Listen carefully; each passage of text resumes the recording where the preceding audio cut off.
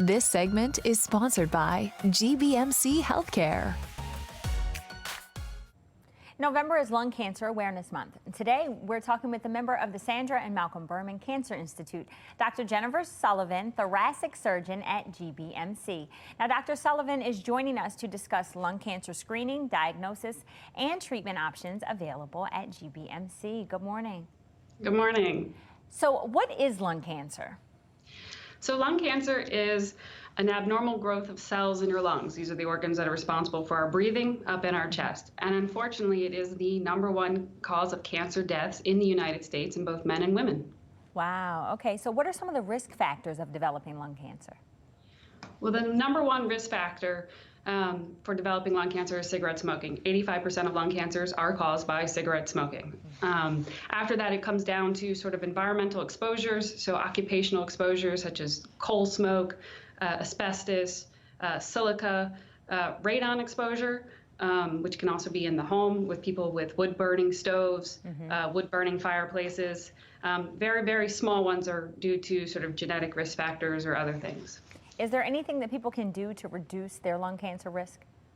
Well, the #1 thing is to not start smoking if you're young. It's hard to, that's the #1 thing. Just don't start smoking. There's really nothing good about that anymore these days. If you are smoking, quit.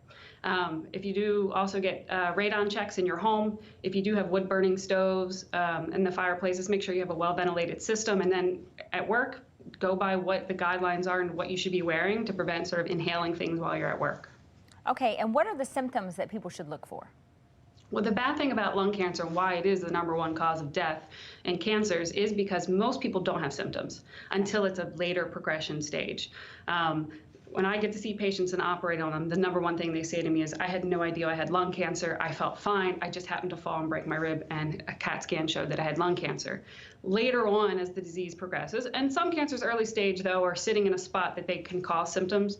You can see coughing up blood. Some people notice a rattling noise or wheezing noise when they're breathing that they didn't have before. Frequent pneumonias that get better and keep coming back, get better and keep coming back. Pain, again, that's more later if it's growing into something to cause pain, or the weight loss fatigue that you kind of associate with cancer, again, is more later stage. Okay, and who should be screened for lung cancer?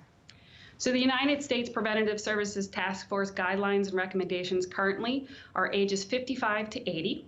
If you have a 30-pack year smoking history, meaning you've smoked a pack a day for 30 years, or you smoked 2 packs a day for 15 years, and you're currently smoking, or you haven't quit within the last 15 years. That's the current guidelines. They're very close to finalizing and decreasing that recommendation to a 20-pack year smoking history, which is going to open up screening and coverage to millions more people.